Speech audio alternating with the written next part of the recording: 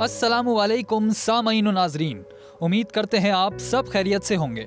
पाकिस्तान की कौमी ज़बान का नाम उर्दू है और मत भूलें कि तुर्की ज़बान में उर्दू फ़ौज को कहते हैं और तुर्की ज़बान सिर्फ तुर्की में नहीं बोली जाती, ये पूरे वस्त एशिया की ज़बान है। लहजों में फ़र्क है लेकिन बुनियादी ज़बान सारे वस्त एशिया में तुर्की ही है।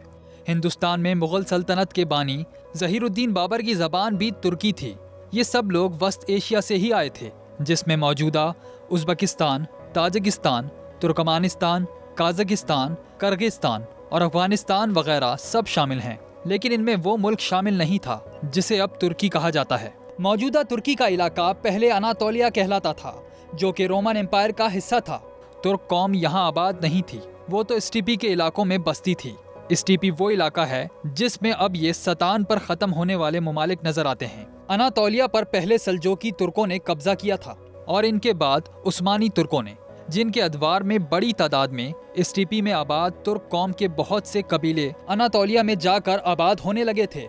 सल्तनत उस्मानिया के खात्मे के बाद अनातोलिया का नाम तुर्की रख दिया गया। ये खित्ता अब मुकम्मल तौर पर तुर्क नस्ल के लोगों का वतन बन चुका था। इस वक्त तुर्क नस्ल में सबसे ज्यादा बाअसर और ताकतवर गिरोह मौजूदा तुर्की में ही आबाद है और वही दुनिया भर के तुर्कों की नुमाइंदगी भी कर रहे हैं। हालांकि इनके नाम के आखिर में सतान नहीं आता। पाकिस्तान के आखिर में जो सतान आता है, इसकी तौजीह कुछ भी दी जाए, इसके पीछे जो भी माइंडसेट था, इसमें यहाँ के मुसलमानों के बाअसर तबकात का तुर्क नस्ल से ताल्लुक होना, हिंदी मुसलमानों का तुर्क नस्ल से मरऊब होना, यहाँ के मुसलमानों की सकाफत पर तुर्क सकाफत का असर होना, इनकी उर्दू ज़बान का माखज़ तुर्क इलाकों में होना, तुर्क कौम के अक्सर ममालिक का नाम सतान पर ख़त्म होना, यहाँ तक कि ज़बान का नाम भी तुर्की ज़बान से मुस्तार लेना शामिल हाल था। लेकिन हमारे अहले इल्म ने दानिस्ता या नादानिस्ता इन अवामिल पर फोकस नहीं रखा, तो अवाम कैसे इन अवामिल पर गौर करते।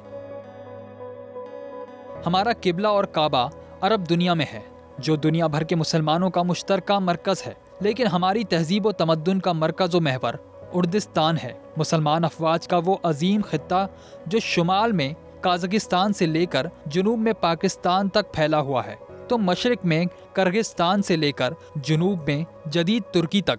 इसमें Uzbekistan, Tajikistan, Afghanistan, Turkmenistan, Azerbaijan और ईरान सब शामिल हैं। यह खित्ता अर्ज़ एक मखसूस तहजीब व तमद्दुन का हामिल है, जिसके शुमाल मशरिक की तरफ चीनी तहजीब, जुनूब मशरिक की तरफ हिंदी तहजीब, शुमाल मगरिब की तरफ यूरोपी तहजीब, जुनूब मगरिब की तरफ अरब तहजीब और शुमाल की तरफ रूसी तहजीब देखी जा सकती है। ये उर्दिस्तान तहजीब पिछली चंद सदियों से एक जानिब से रूस तो दूसरी जानिब से यूरोपियन अक़वाम के हाथों ज़वाल का शिकार थी, जो एक मरतबा फिर अपना खोया हुआ उरूज हासिल करने को है। वर्ल्ड ऑर्डर एक मरतबा फिर बदलने वाला है, नए ब्लॉक और ग्रुप बनने जा रहे हैं। ऐसे में उर्दिस्तान तहजीब के दोबारा उभरने के इम्कानात को आसानी से रद्द नहीं किया जा सकेगा और न तहजीबी निशात सानिया में अफवाज पाकिस्तान की अहमियत को कोई नज़रअंदाज कर पाएगा। ख्वाह कितनी ही अंदरूनी और बैरूनी साजिशों के जरिए इसे कमज़ोर करने की कोशिशें की गई, तारीख अपना रास्ता खुद बनाती है। इसका बहाव तो रोका जा सकता है लेकिन रुख नहीं मोड़ा जा सकता। कौन कह सकता है कि तुर्की अपना रस्मुल ख़त दोबारा उर्दू जैसा नहीं अपना लेगा और तुर्की ज़बान बोलने वाले दूसरे ममालिक रूसी रस्मुल ख़त को खैराबाद कहकर अपने सैकड़ों साल पुराने उर्दू जैसे रस्मुल ख़त की तरफ वापस नहीं आ जाएंगे। पाकिस्तान की तो कौमी ज़बान भी उर्दू है और रस्मुल ख़त भी उर्दू।